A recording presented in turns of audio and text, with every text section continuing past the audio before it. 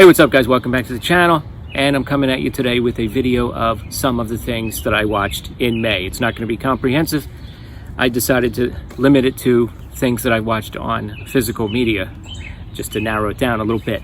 But I know a lot of people make similar videos. Check out Movie Assault, Sean's channel. I think he does something like this, or tries to, about at the end of every month. And check out Vor's Physical Media. Now, they just did a video where they said everything we plan on watching in June, so a little bit different, but kind of the same idea. Check out those channels. I'm going to mention Kenny's Movie Palace in a minute here. I just did. But yeah, Vor's Physical Media channel, they just talked about some titles they picked up from Kino, and my first one is going to be from Kino. Okay, something I got a while ago, 3 seconds before explosion. I do like my Japanese crime films. Movies like Bullet Train, not the Brad Pitt one, the one with Sonny Chiba from the 70s, the Game trilogy, fantastic. Just absolutely love that one. This is from late 60s, a little more primitive, a little more quaint, and a little maybe goofy in parts, kind of fun, maybe for a, I didn't have any problems with anybody's performance. The action just came across as a little quaint. Less than 90 minutes, I mean, it doesn't stop. It's pretty action-packed, for sure. It's not boring, but it just, it's okay.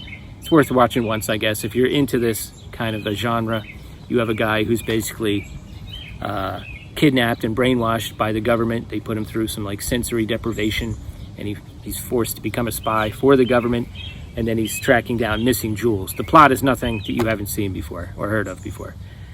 He meets an old rival. There's some potential love interests. I guess the government sets him up in this mission, but after that, you don't see a cop the rest of the movie, I don't think.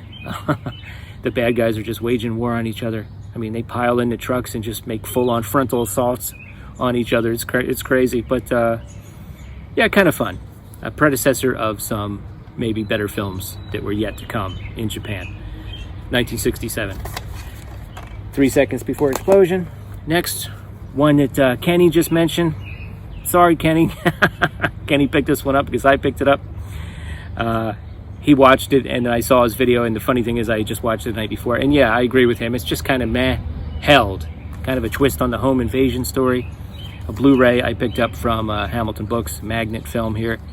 Essentially a couple that are having some marital difficulties, rent an Airbnb that has an advanced security system, which is hacked by a mysterious stranger who eventually enters under cover of night wearing a creepy mask, and what he does is he actually will sort of gas them in their sleep, and they wake up wearing different clothes and everything and have to figure this out, and they're trapped in.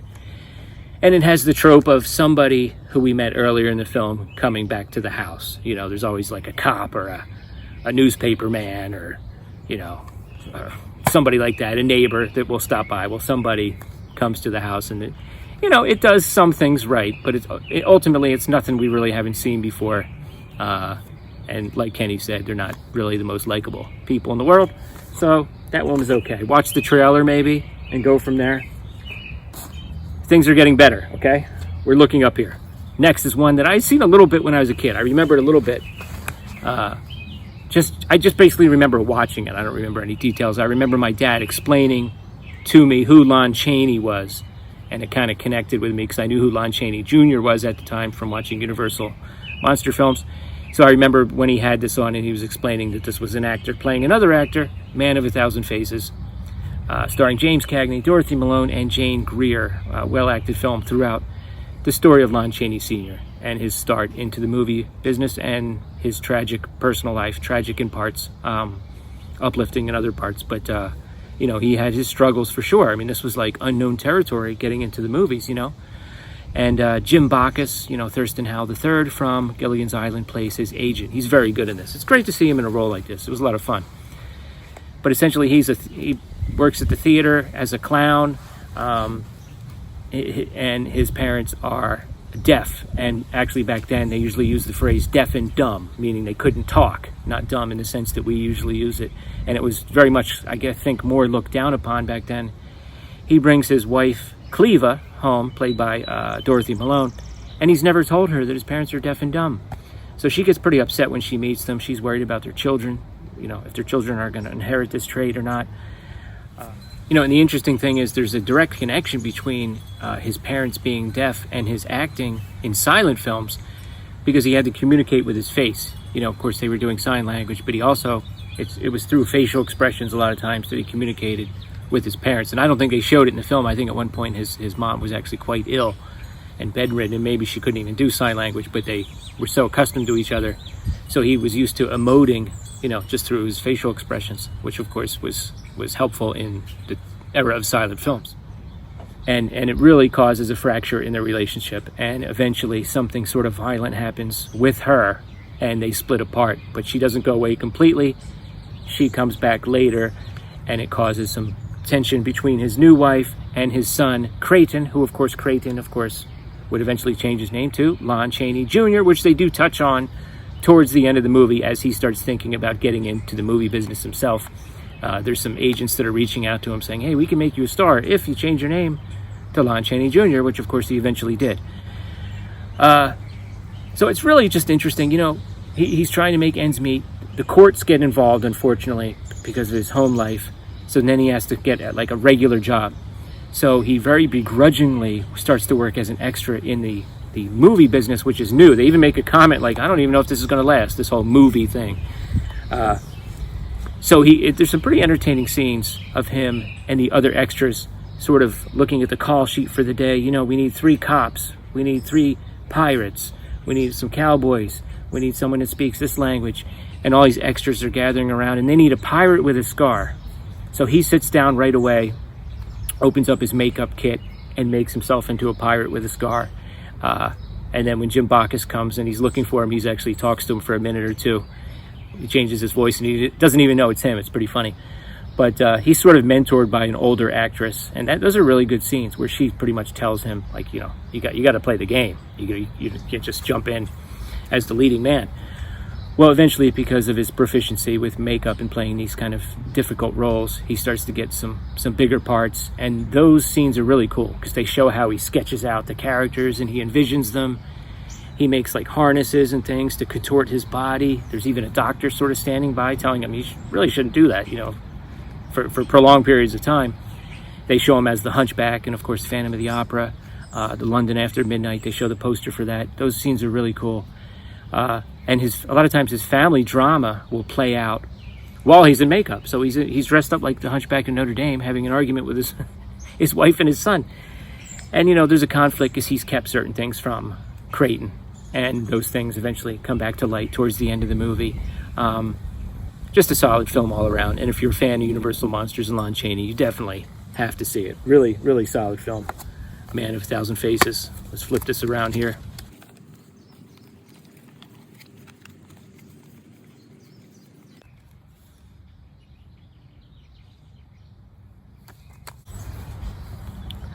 Next up is a VCI release, Kit Parker Films. I'm pretty sure Mike's DVD and Blu-ray has at some point probably recommended this to me. A film by Jacques Tourneur, starring Joel McCrea. Stranger on Horseback. 66 minutes long, folks. This one goes by. Now, they do have some pretty good special features on here. Most of it's audio only. Audio biography of Joel McCrea, the making of the film, and then some radio shows. Tales of Texas Rangers starring Joel McCrea. So I'm pretty eager to check those out. But eventually he plays a judge who rides into town and essentially tries to clean up the town. It's one of these towns where one rich family rules everything. Everything, they own everything. The sheriff is in their pocket. Their son, played by Kevin McCarthy, who we'll talk about in a few more minutes, is kind of a wild child. He's just killed somebody, they say, in self-defense. The judge is riding into town. He's actually reading a law book as he's on horseback, and he sees a funeral. So he asks the sheriff about it, and he says, oh, that's already over. Somebody got killed in self-defense. Well, he doesn't let it go. He starts digging, and he finds a witness, and this very rich and powerful family tries to buy him off and make him shut up. And he starts to stand up to them, and then the sheriff kind of changes his tune and kind of joins him, and it's really good. There's some really recognizable faces in here. Like I said, Kevin McCarthy plays this wild young guy, and his sister is played by Miroslava, who starts to maybe have an admiration for Joel McCrea's character. They've got a couple henchmen that kind of challenge him on the street, but he's no nonsense. He punches the guy in the face, throws his gun on the roof, and dunks him in a horse trough, like he doesn't play games. And then eventually he just arrests Kevin McCarthy, okay? And the whole family and their henchmen come after them. And you get to a point where you're thinking, okay, I think there's about 20 minutes left. Well, then there's like 5 minutes left. Because like I said, this movie's 66 minutes long. But it's a very clever 5 minutes left. It's a really good ending. John Carradine is also in this. Just a solid one if you're into these types of Westerns. Based on a story by Louis L'Amour. I have read a few of his stories. But then I got to get back into reading. Next, I got one more movie, and then we'll do some TV shows. I know I'm late to the party on this. I did enjoy X. I'm not sure if I did a review of it on the channel. Maybe I'll do like a more in-depth review of Pearl. I finally got this DVD. I didn't want to get anything. I'm thinking they might come out with a whole set eventually, so that's why I kind of held off. But the extraordinary origin story of Pearl, starring Mia Goth. This is a much different film than X. It has a different feel to it, a different tone. I gotta tell you, I know a lot of people will be like, DVD? You got the DVD? Man, it looked good. The grass was so green. The blood and her lipstick and the red barn door, which was very clever the way they had picked out the colors that would pop like that, were all so vibrant. It was just a very solid origin story. Her character doesn't think she's crazy.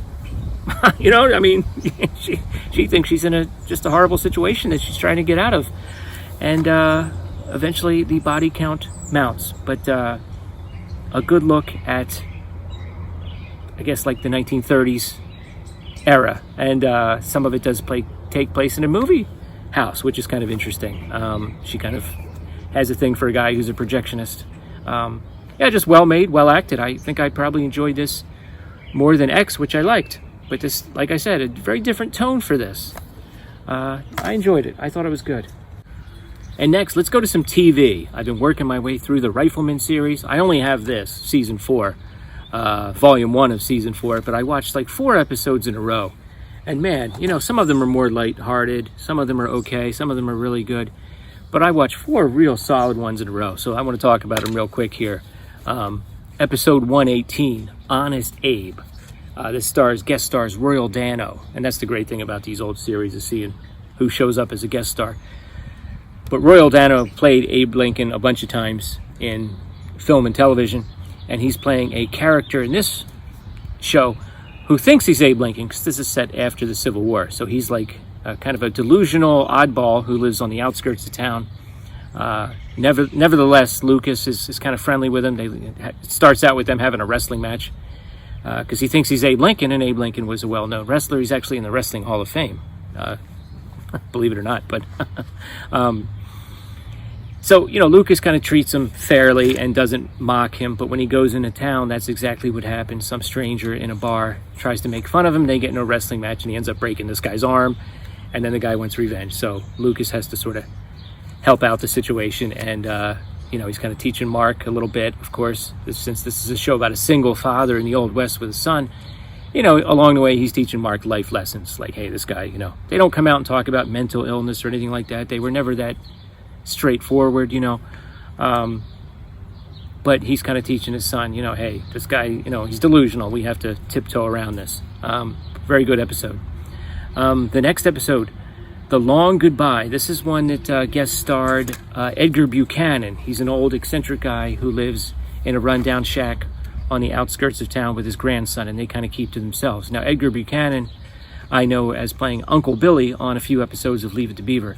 He was also in some film noir films. I can't remember the name of the one I just saw a couple months ago, but he's always very good. I know he was on Petticoat Junction.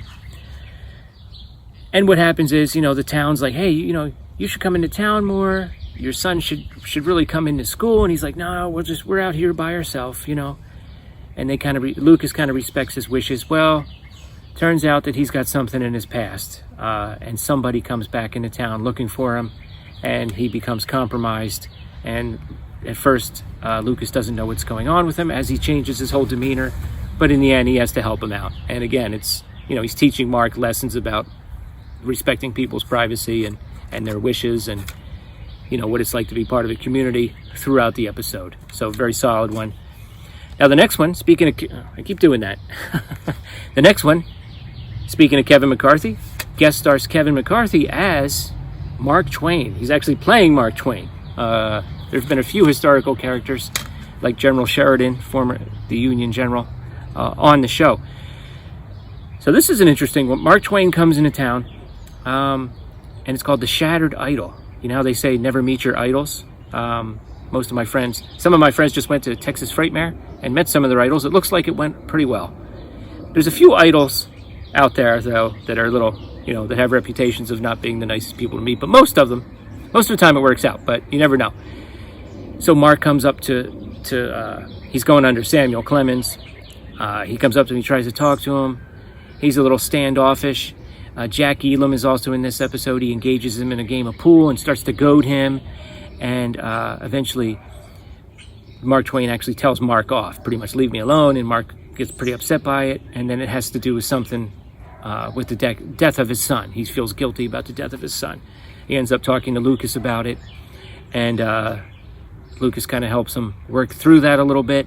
And at the end, there's another game of pool between him and Jack Elam, and things are kind of resolved, Again, it's about grief. This show really tackled some pretty heavy subjects. It's kind of surprising. Not all of the episodes involved a shootout or Lucas mowing people down with his custom-made rifle. Although the next one, The Long Gun from Tucson, does have a gunfight at the end, but it's a very kind of a poignant episode. And it's really almost a reworking of High Noon. A guy comes into town, dressed kind of slovenly. He's not wearing like the normal hat and everything. He's got like a bowler hat on, but he was wronged by the town like 5 years ago. Lucas doesn't even know who he is, or maybe he knows him by reputation, but he comes back and he wants revenge. And Whit Bissell is a guest star in this episode. So this guy has a personal grudge against Whit Bissell, who's, if you know Whit Bissell, he wasn't a big guy, and this guy's kind of big and burly, so he's pretty afraid of the guy. The sheriff is out of town, Mike is out of town, so Lucas is the acting deputy, so it's all on his shoulders. So this guy comes back, pretty much eventually lays down an ultimatum that he's taking revenge on the town at dawn the next day.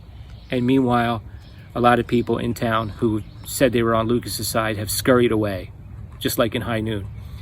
Well, by the end of it, some of them come back to help him out, and it's a really good final shootout. It's got an emotional punch to it. It's not just action. And what I like about it is, there's some of these actors that have been supporting players in the show, like the bartender and so forth.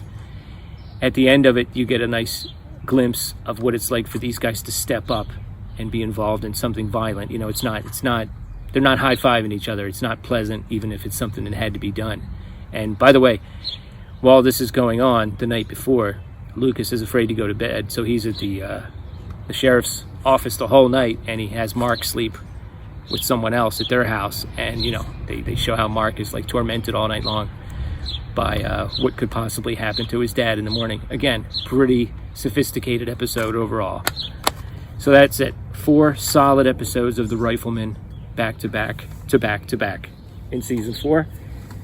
What did you think of some of my selections in May? Let me know in the comments below, and come back again next time for another video.